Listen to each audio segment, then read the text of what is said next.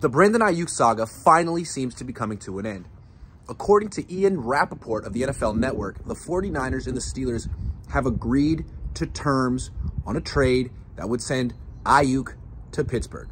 Now, the 49ers haven't signed off on the trade yet because they're making one last attempt to sign Aiyuk to a long-term extension, which means there won't be a third option. There won't be the 49ers forcing Aiyuk to play out the fifth-year option of his deal. That's not going to happen. They're going to trade him to the Steelers, or they're going to sign him to an extension. And it seems like, well, let's see what's... One of a couple of things could be happening. The Niners could be calling Aiyuk's bluff. Like, you say you want to go to Pittsburgh. Here's a comparable deal to the one Pittsburgh gave you, but not quite as much.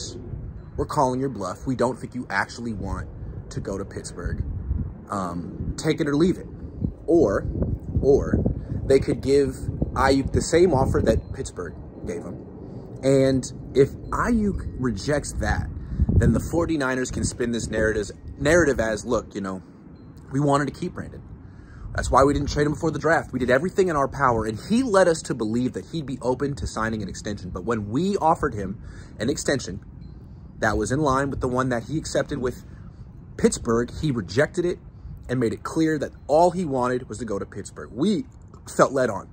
We felt like he was open to being here long term. He said so on the pivot, but when we finally gave him that offer, he rejected it, and that's why we're having to trade him for pennies on the dollar, and he's the bad guy. Sure, we lost the trade and we look incompetent, but really it's because Brandon was immature and dishonest. I feel like that's where this is going.